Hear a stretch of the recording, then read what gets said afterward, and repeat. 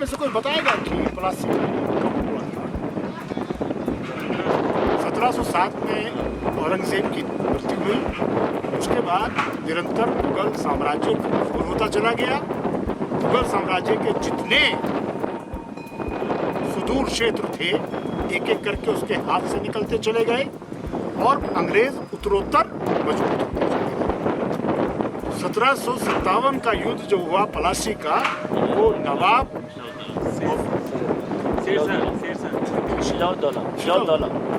बंगाल के सिराजुद्दौला और अंग्रेजों के बीच, और उस युद्ध ने तय कर दिया कि बंगाल का पूरा हिस्सा अंग्रेजों के हाथ में आ गया और उसके साथ एक बहुत इंपॉर्टेंट चीज उनके हाथ में आई। बता सकते हैं क्या? The revenue rights of Bengal. Bengal उस वक्त देश का सबसे समृद्ध राज्यों में से एक था और revenue used to be millions of pounds those years. और जब 20 साल लगातार शासन किया, रेवेन्यू का मजा लिया, तो अंग्रेजी हुकूमत को ये लगा कि व्यापार तो अपनी जगह है, असल मलाई देश की असल मलाई रेवेन्यू में है। तो इसीलिए तब साउथ में लड़ाइयाँ शुरू हुई। 1799 में साउथ का एक बहुत बड़ा शेर मारा गया। आएगा कौन? टीपू सुल्तान। और टीपू सुल्तान के मारे जाने के साथ साथ पूरे सदर्न प्लेटो के ऊपर अंग्रेजों का राज कायम हुआ। उनका ताकत तीन प्रेसिडेंसीज की, Kolkata presidency, Bombay presidency, Madras presidency, और मद्रास प्रेसिडेंसी बहुत ताकतवर हो गई। अब सवाल ये आया कि ऐसी कौन सी एक्सरसाइज हो जिससे हमें पता चले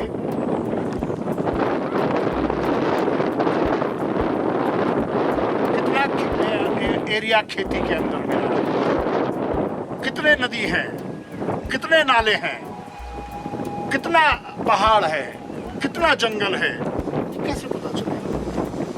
तो उन्हीं दिनों सर्वे टेक्निक्स का इजाद हो रहा था, उस पर लगातार काम हो रहा था। हर रोज नई खोजें हो रही थी और उसका असर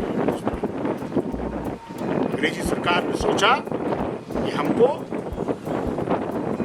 सर्वे की प्रक्रिया यहाँ शुरू करनी चाहिए। तब एक नाम आता है हमारे जहन में और इतिहास में, नहीं सर्वे ऑफ इंडिया उसके बाद की कहानी।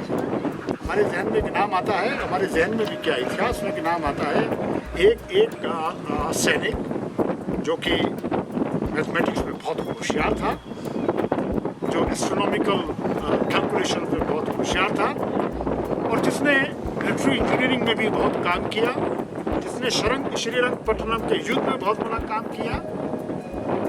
वो लॉर्ड आर्थर वेलेस्ले का खास था।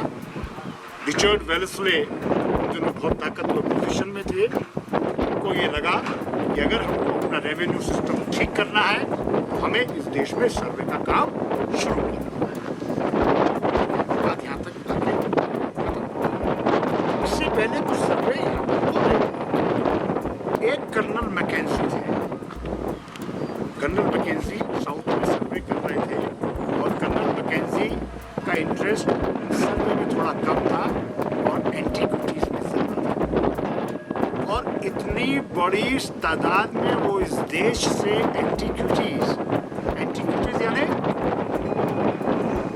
पुरातत्व महत्व की वस्तुएं, वो इतनी वस्तुएं यहाँ से उठा कर ले गए कि आज 1.5 शताब्दी के बाद भी उनको क्लासिफाई करने का उन्होंने जो बुनियाद रखी, विलियम लैम्पटन ने उसके ऊपर काम करना शुरू किया। और काम करना शुरू because India was on the 70th meridian arc. Hindustan उस मेरिडियन आर्क के 78वें अंश पे था।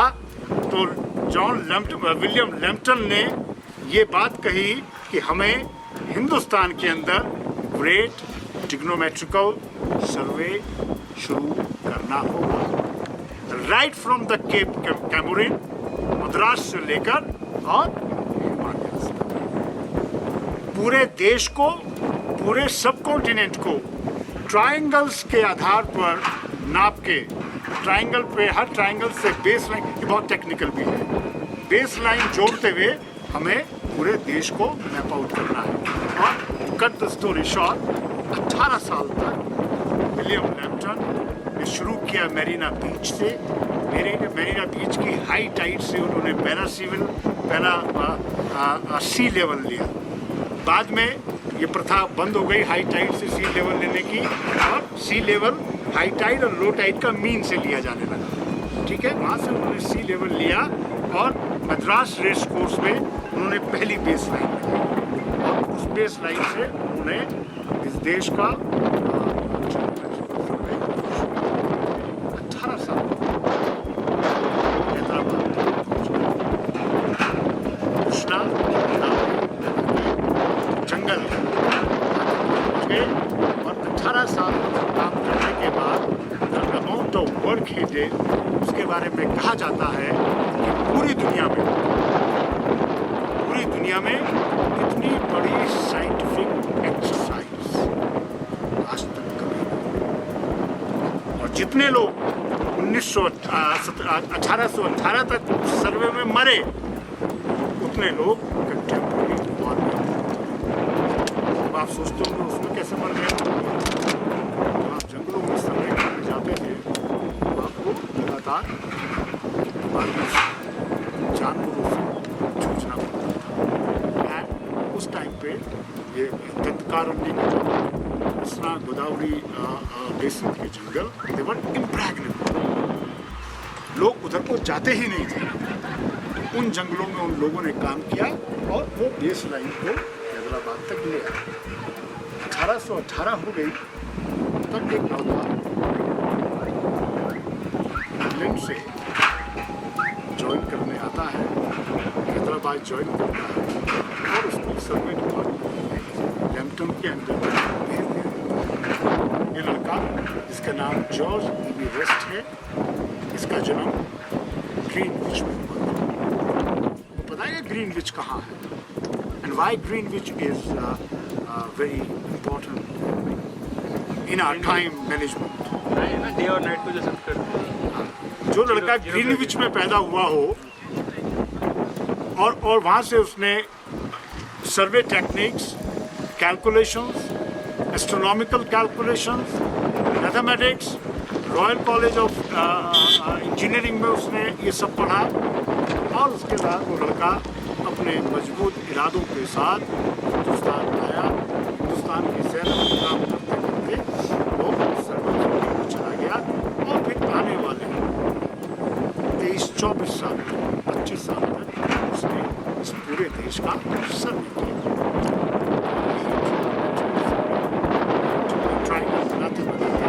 उसने केप कैमोरिन से मसूरी में आके अपना आखिरी जमाया।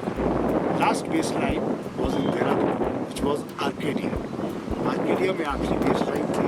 वहाँ से उसने यहाँ को ऑब्जर्व किया, और यहाँ से उसने हिमालय को ऑब्जर्व किया। ये एक ऑब्जर्वेशन 1828-29 का समय था। और आपको शायद मालूम है कि जो सर्वे होता है उसमें किन इंस्ट्रूमेंट्स का इस्तेमाल किया जाता है। टोटल स्टेशन, हाँ, और वो क्या कहते हैं, थियोडोलाइट। हाँ, जब लैम्पटन का समय था तो थियोडोलाइट की जो वजन था वो आधे टन था, 500 किलोग्राम, और वो उठाने के लिए भी 12 लोग चाहिए होते थे। और जॉर्ज एवरेस्ट लगातार बीमार होते रहे, वापस जाते रहे, लेकिन वापस जाने के जब भी वो वापस जाते थे तो वो लगातार उसको फाइट करते, आखिर तक आते 1928 तक आते आते उन्होंने 50 किलोग्राम तक का थियोडोलाइट बना दिया था और उन्होंने अंग्रेज सरकार के ऊपर दबाव डाल के एक इंजीनियर डिपार्टमेंट में रखवा दिया था ताकि घड़ी घड़ी जो खराबी आती है उसको ठीक कराने के लिए उसको इंग्लैंड ना भेजना पड़े। ये एक बहुत मैं आपको इसमें रेफरेंस बुक भी दे दूँगा, वो आप उसमें पढ़ते रहें, है ना। I don't want to bore you much. तो यहाँ की कहानी थोड़ी सी रंगीन है। 1928 में उस वक्त वो इंग्लैंड में थे। He was recuperating. यहाँ पर कई बार वो मलेरिया से, कई बार रूमेटिक फीवर से परेशान रहा करते थे। And he was so engrossed in his work कि उनको अपनी शादी वादी और ये सब चीज़ों का भी वक्त नहीं मिला। And he wanted to stay for good some years so that he can finish his work, his mammoth task of the Great Trigonometrical Survey of India। तो 1928 में 29 में मसूरी का तेजी से विकास हो रहा था। And as I told you, when we talk about the tale of two cities, तो एक सिटी तो वो है जो सामने है, लंदन, और एक city extreme east of Mussoorie, extreme west of Mussoorie. West of Mussoorie में तब तक नहीं आए थे, लेकिन मैकेनन और लोगों ने अपने यहाँ कामकाज शुरू कर दिए थे।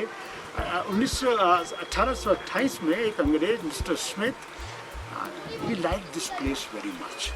उन्होंने ये बंगला बनवाया। ये जॉर्ज एवरेस्ट ने नहीं बनवाया, है ना। ये बंगला बनवाया और उसमें वो 1-2 साल रहे और चले गए। पता चला कि जब इनके वहाँ उनसे मुलाकात जॉर्ज एवरेस्ट के साथ, तो उन्होंने ये बंगला और ये स्टेट में 600 एकड़ जमीन है। ये बंगला और ये स्टेट जॉर्ज एवरेस्ट को बेच दिया। उस वक्त सर्वे ऑफ इंडिया का हेडक्वार्टर कहाँ हुआ करता था? कोलकाता में ही बैठा करते थे। लेकिन चूंकि सर्वे का काम इतना बड़ा था, पूरे देश में फैला हुआ था, तो it was very difficult to communicate. यहाँ से कोलकाता जाने में 90 दिन लगते थे। हिंदुस्तान के एक कोने से दूसरे कोने, ईस्ट टू वेस्ट जाने में 90 दिन और नॉर्थ टू साउथ जाने में 90 दिन। ये हमेशा याद रखिएगा, 90 दिन का टारगेट होगा, 90 दिन लगते थे। तो उन्होंने अपना पूरा का पूरा बारदाना यहाँ शिफ्ट कर लिया। और जब वो अपना पूरे के पूरे इक्वेशंस, पूरे के पूरे सर्वे के ऑब्जर्वेशंस, ये सब लेके यहाँ पर आए, तो ही नीडेड स्टाफ। अब सिर्फ इसी मकान से काम नहीं चलना था। इसके साथ साथ उन्होंने लॉगरिदम हाउस बनाए। और लॉगरिदम हाउस जो है, उन्होंने इसके साथ ही जो बिल्डिंग्स हैं, ये जो खंडर आपको दिख रहे हैं, यहाँ पर बनाए, ताकि उनका स्टाफ जो है वो गणना कर सके। उसके साथ ही साथ उन्होंने अपना इंस्ट्रूमेंट रूम बनाए। साथ में यहाँ वर्कशॉप्स थी कहीं उस जमाने में। और जो उनका सपोर्ट स्टाफ था, उनको वो कहते थे भैया टेंट लगाइए। अब सर्वे ऑफ इंडिया में ये बड़ी तकलीफ होनी शुरू हो गई। आपने तो एक पूरा का पूरा यहाँ पर एक ऑफिस जमा लिया है, whereas we have office in Kolkata. 10 साल तक जॉर्ज एवरेस्ट यहाँ पर रहे, until 1843। और यहाँ की और बहुत सारी चीज़ें हैं जो यहाँ पर उन्होंने, उनकी लड़ाइयाँ भी हुई यहाँ जमींदारों से। उनसे उन्होंने ज़मीनें भी ली, और ज़मीनें बस पैसे दे के और मुँह बोले विश्वास पे ले ली, है ना। ये 600 बीघा से 600 एकड़ से 800 एकड़ की बात स्ट्रेट हो गई, ठीक है। उस वक्त इस पूरे मसूरी के इलाके में 2-3 लोग बड़े इम्पोर्टेंट एक्टर थे। एक ऑफ कोर्स जॉर्ज एवरेस्ट, एक उनके साथ जॉर्ज एवरेस्ट के साथ एक चीज़ बड़ी, he was very kind of strict person, बहुत स्ट्रिक्ट थे। और एक बार अपने उस वक्त मेजर फ्रेडरिक यंग थे, तो उन्होंने एक पर्ची पे लिख के उनके लिए भेज दिया, this work can be done by compass वाला साहिब। जब उन्होंने कहा कि उन्होंने देखा कि मुझे कंपस वाला साहिब इसमें लिखा है, whereas I am Surveyor General of India, Superintendent of Trigonometrical Survey of India, and Colonel of course George Everest, तो उन्होंने गवर्नमेंट ऑफ इंडिया को तब चिट्ठी लिखी कि मेरे नाम के आगे कभी कंपस वाला ना लिखा जाए, और पूरे देश के अंदर जो लोग भी मुझे संबोधित करें वो मुझे surveyor general of India superintendent of Great Trigonometrical Survey, और ये तमाम चीज़ें वो इस तरीके के भी थे, लड़ाकू भी इंसान थे, ठीक है। और यहाँ पर जिस तरीके की ठंडी थी, जिस तरीके का मौसम था, उससे उनकी सेहत में भी काफ़ी सुधार हुआ। और 1843 में वो यहाँ से वापस चले गए अपना काम पूरा करके। उसके बाद जो उनके साथ जो असिस्टेंट काम कर रहे थे, सर्वेयर जनरल वॉग, वो सर्वेयर जनरल बने उनके बाद, और सर्वेयर जनरल वॉग ने उनका काम बढ़ाया। और तभी सर्वेयर ये कभी भी जॉर्ज एवरेस्ट ने कभी भी एवरेस्ट की ऊंचाई को नहीं नापा था, इस बात को याद रखिएगा। उन्होंने कभी माउंट एवरेस्ट की ऊंचाई को नहीं नापा। It was done by under the command of mister Waugh after his departure to UK जाने के बाद जॉर्ज एवरेस्ट जो है वो रॉयल सोसाइटी में वो हो गए। उसके बाद 1955 में उनको नाइटहुड दे दिया गया। और 1963 में जब ये तय हो गया कि माउंट एवरेस्ट दुनिया की सबसे ऊंची चोटी है, तो अंग्रेज़ों ने वहाँ पर, चूँकि उसका कोई लोकल नाम उनको नहीं पता चल पाया, तो they wanted to give it a name. Then Waugh, his assistant in those times, he suggested to government of England that हमें जॉर्ज एवरेस्ट की जो सेवाएं हैं उनको याद करते हुए और उनको उसका महिमा मंथन करते हुए हमें इस ऊंची चोटी का नाम जॉर्ज एवरेस्ट के नाम पर रखना चाहिए। जॉर्ज एवरेस्ट ने अपने जीते जी उसका बहुत विरोध किया। अच्छा, वो नहीं चाहते थे। वो कहते थे कि भाई जब मैंने उसको नापा ही नहीं है तो क्यों किया जाए। He was very modest in that way. यहाँ से गए, तब तक शादी नहीं की थी। 55 साल की उम्र में उन्होंने शादी की और उनके कालांतर में 6 बच्चे हुए। उनकी बीवी उनसे 6 साल आधी उम्र की थी। 76 साल की उम्र में जॉर्ज एवरेस्ट की डेथ हुई। जॉर्ज एवरेस्ट को याद करने का मतलब इतना है कि जितना काम जॉर्ज एवरेस्ट और उनकी टीम कर गई आज़ाद हिंदुस्तान में,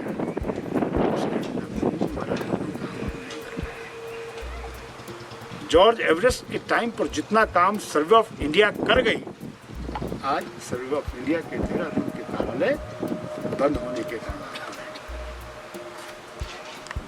तो इसलिए आज जॉर्ज एवरेस्ट जैसे लोगों को हम याद करते हैं, और उसके बहाने हम ये ज़रूर याद करते हैं कि हमारे देश के चप्पे चप्पे का जियोडिसी, what is geology,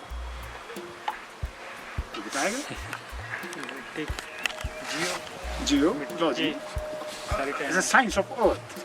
And what is geodesy? Geodesy. The shape of earth. Study of the shape of earth. तो जियोडेसी, ट्रिग्नोमेट्रिकल सर्वे जो है वो जियोडेसी से जुड़ा हुआ है कि अर्थ की जो गोलाई है वो किस तरीके की होती है और कहाँ कहाँ किस तरीके से वो इफेक्ट करती है और किस तरीके से अल्टीट्यूड चेंज होता है, सी लेवल से लेकर और हाईएस्ट पॉइंट तक किस तरीके से अर्थ जो है वो शिफ्ट होती है। और इस पूरे 70th मेरिडियन का काम पूरा करने का श्रेय जॉर्ज एवरेस्ट को जाता है। इसलिए आज हम यहाँ जॉर्ज एवरेस्ट के बारे में बातचीत करने के लिए इकट्ठा हुए हैं। आगे कभी वक्त मिलेगा तो इस काम के ऊपर हम और आगे भी चर्चा कर सकते हैं। We can talk more about it. And there is a book by John Keay, KAEY, called the Great Arc. इसको साथी लोगों को भी मौका लगे तो ज़रूर पढ़ें। It is very interesting book. वो ये बताती है कि किस तरीके से हिंदुस्तान में दुनिया की सबसे बड़ी एक्सरसाइज, हम इन चीज़ों को न सुनना चाहते न याद करना चाहते। उन्होंने जो कुछ किया उन्होंने अपने फ़ायदे के लिए तो क्या ही किया, सब अपने फ़ायदे के लिए करते हैं, कौन अपने फ़ायदे के लिए नहीं करता। लेकिन वो संपदा आज हमारी संपदा है। That knowledge domain is our knowledge domain. तो हम कम से कम उसके लिए तो उनको याद कर सकते हैं, है ना। तो ये किताब आपको मौका लगे तो पढ़ें। ये यहाँ पर वो रहा करते थे, उनके बारे में छोटी छोटी कई चीज़ें प्रचलित थी, कुछ अच्छी हैं कुछ ख़राब हैं। उनकी अपनी शराब की यहाँ ज़बरदस्त his coffers were full of wines. इस जगह में सबसे बड़ी दिक्कत थी कि यहाँ पानी की बड़ी प्रॉब्लम थी। तो ये अगर आप इस कोठी के पीछे का हिस्सा देखें तो उसमें अंडरग्राउंड टैंक्स हैं, वहाँ पर पानी स्टोर करके रखा जाए। हाँ, वो अंदर से काफ़ी बड़ा है। अब 150 साल में इसमें काफ़ी परिवर्तन आ गया है। और ये ऑब्जर्वेटरी उन्होंने बनाई थी, यहाँ पर वो अपना ऑब्जर्वेशन का काम करते थे। मैंने आपको बिनोब हिल में कुछ ऑब्जर्वेशन पोस्ट दिखाए थे, अगर आप देखें तो वो सामने इसकी सीधाई में है। और इसके बिल्कुल पीछे जौनपुर के पहाड़ों में चौड़ नामक एक चोटी है जो कि 12,000 फीट की हाइट पे है। वो हाँ ऑब्जर्वेशन पोस्ट वो जो सवाइड दिख रहा है, हाँ वो सामने देखिए। और उसके बाद मंदिर के ऊपर भी एक ऑब्जर्वेशन पोस्ट है। तो यहाँ से वो उसका डिफरेंसेस निकाला करते थे। और डिफरेंसेस के मेरिडियन क्या है? 70th मेरिडियन जो है वो जिसमें हिंदुस्तान का ही है। हमारा तो 68 से 168 हाँ, से हाँ तो उसको पढ़िए ना, आगे 78 तक जाता है। 78 तक जाता है। और उसमें जो ट्रायंगल्स हैं, पूरा जो देश है वो जो सर्वे का आप अगर देखें तो ट्रायंगल्स की एक पूरी की पूरी लड़ी जैसी है। नीचे से जैसे एक पेड़ आ रहा है ट्रायंगल्स के साथ साथ, उसकी फिर सदर्न ब्रांचेज हैं, उसके वेस्टर्न ब्रांचेज हैं, उसके नॉर्दर्न ब्रांचेज हैं। तो उन्होंने वो काम पूरा किया। बेसलाइन जो भाई ना मेन से लेवल से आप लेते जा रहे हो हर चीज़ को। हाँ, वही बेसलाइन का। लेकिन उन्होंने अपना सर्वे ऑफिस यहाँ के बनाए थे पहाड़ में। वो उनको ये एक तो उनको ये था कि यहाँ मैं उसको आराम से बैठ के कंप्लीट कर सकता हूँ। दूसरा ये था कि वो इतना थक गए थे इस देश की गर्मी से और इस देश के जो उस वक़्त का वैसा माहौल था, उनके स्वास्थ्य के खिलाफ जो था। You are talking about somewhere around early 19th century. ये 1818 से लेकर 1843 तक की बात। वहाँ तो यहाँ तो ना रोड होगी ना खाने का कुछ होगा। हाँ ना, अकेले ने इतना सर्वे मतलब पूरा अकेले माने टीम तो होगी, हाँ लेकिन टीम उनके- बहुत बड़ी टीम थी उनके पास। और ऐसी बात नहीं कि हमारे हिंदुस्तानियों ने उसमें कंट्रीब्यूट नहीं किया। हमारे हिंदुस्तानियों में राधानाथ शकधर जैसे लोग थे। Radhanath Shakdher was the great mathematician. और राधानाथ शकधर 1830 में ही आ गए थे।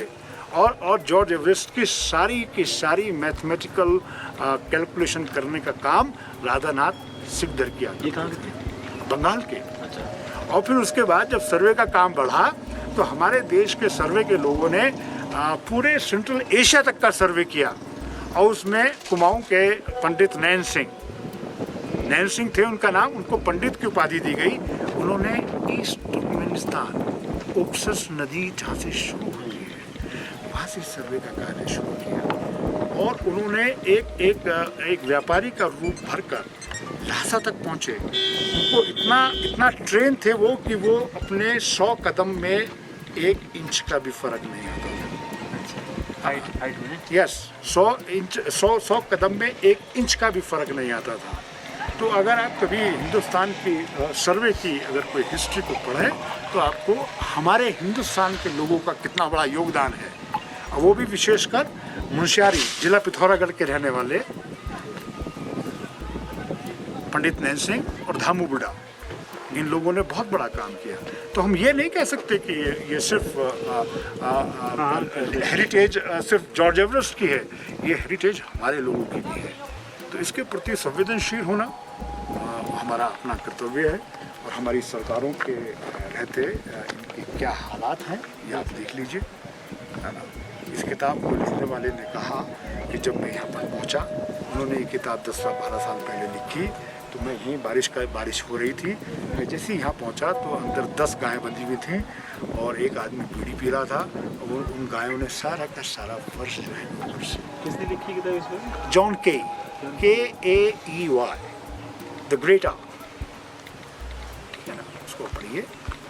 उस टाइम थर्ड लाइट भी कितनी स्लो होती थी, अब तो बहुत अब अच्छी तो हो गई। नहीं, उसमें मैं आपको बताऊं कि जो ये सर्वे इंस्ट्रूमेंट हैं इसको भी डिज़ाइन करने का और इसमें भी R&D करने का बहुत बड़ा काम जॉर्ज एवरेस्ट ने किया है। ठीक है, सो एनी क्वेश्चंस?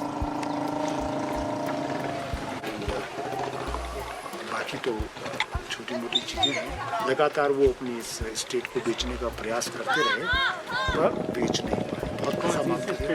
हाँ, ये पार्क स्ट्रीट पूरा के उनको नाम मिल से गया मशहूर है। खरीदा था उन्होंने, खरीदा था अपने पर्सनली ये पार्क स्ट्रीट के नाम से मशहूर है और सबसे वो लड़ते थे, उनका लड़ने का काम था। He was very strict actually. उनको तो गरुड़ ने लाके दिया होगा। हाँ। गरुड़ ने काम नहीं नहीं नहीं नहीं नहीं, ये उनकी अपनी ये उनकी अपनी इंडिविजुअल थी। थी। बाद में इन्होंने शायद मसूरी और देहरादून में एक बनाई थी। हाँ, फिर उसके बाद सर्वे का ऑफिस देहरादून शिफ्ट हो गया और मसूरी में आज भी कासल हिल में सर्वे ऑफिस है।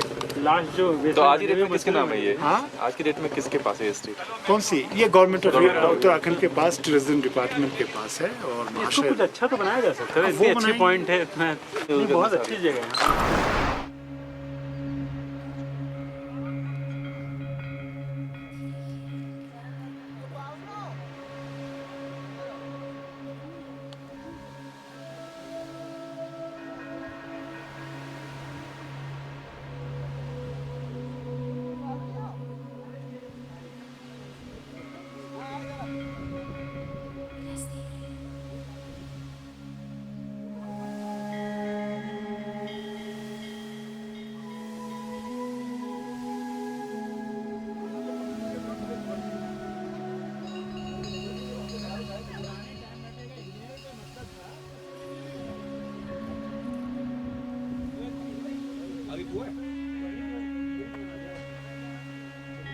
आगे कुआं पीछे खाई।